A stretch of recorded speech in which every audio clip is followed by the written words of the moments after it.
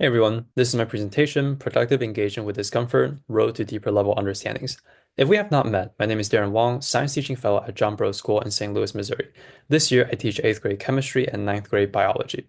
My presentation will take you through 5 stages, namely how I arrived at my inquiry question, the literature review, changes I made to my teaching, my conclusions, and my future steps. In order to explain how I came to my inquiry question, I want to tell you a brief story. During my first semester at Burroughs, I was grading the third unit test in my chemistry class when I came across a piece of student feedback, scratched in big letters across the top of the sheet with the words, "That was way too hard, Mr. Wong," with "too" obviously misspelled.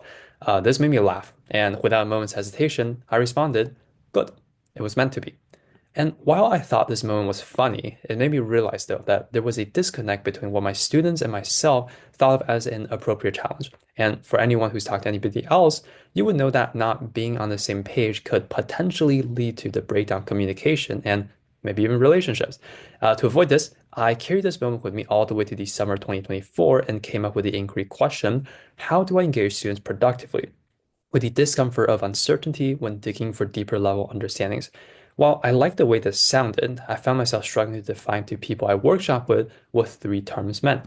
So the first step for me to do was to then dig through literature and define discomfort, uncertainty, and deeper level understanding.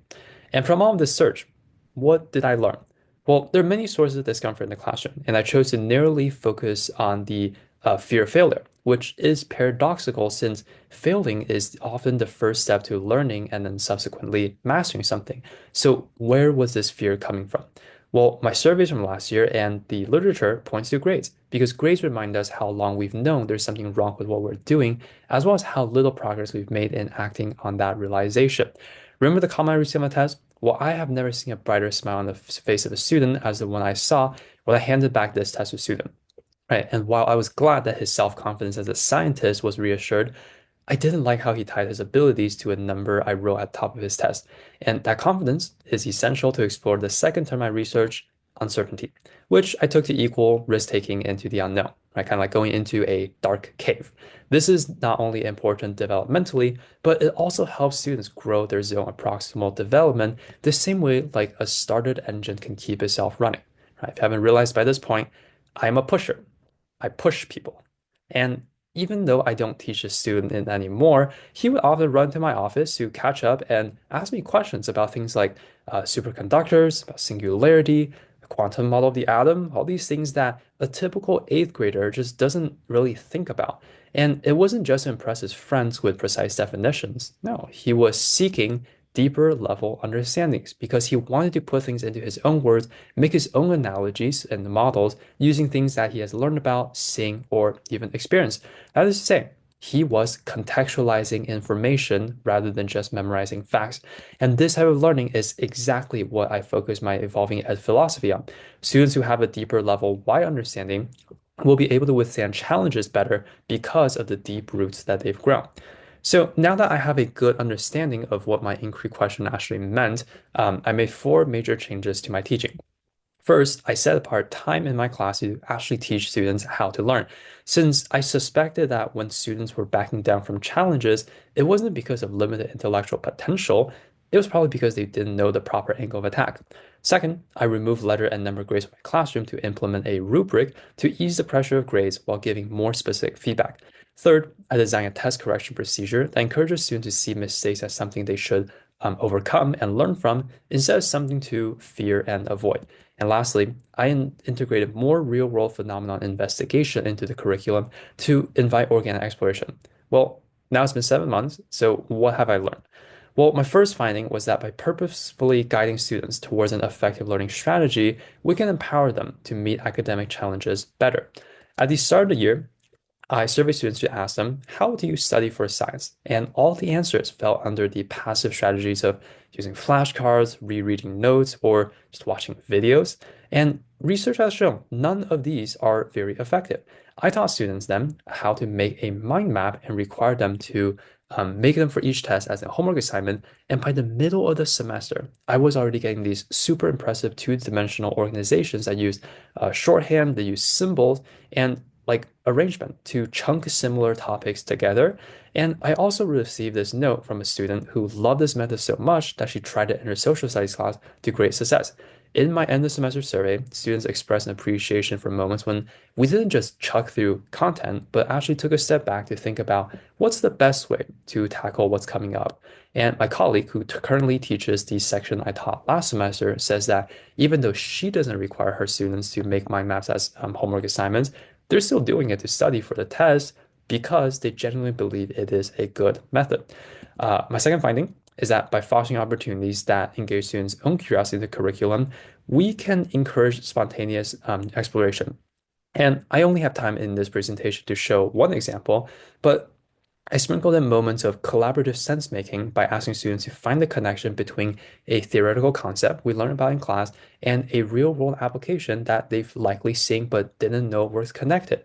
And in the unit covering density, one question I gave was, how do you know if a piece of gold jewelry was made of pure gold or not? And this group of boys came up with this pretty textbook definition with like a formula, with a flow chart of how to solve it. But after they came up with it, they dug around the room for equipment that they could then empirically test the bracelet of one of their friends. And when they were teaching this simple solution to the rest of the class, I then got a few girls involved because then they were interested in what different carats of gold meant and whether this displacement and density method could still be used to figure out whether it was pure or not, right? And by allowing them to bring in their curiosity and their background knowledge, they got way more out of this activity than just memorizing D equals M over V. Okay. My last finding is that focusing feedback on future growth rather than just assessing the current abilities encourages students to see mistakes as an important part of learning process.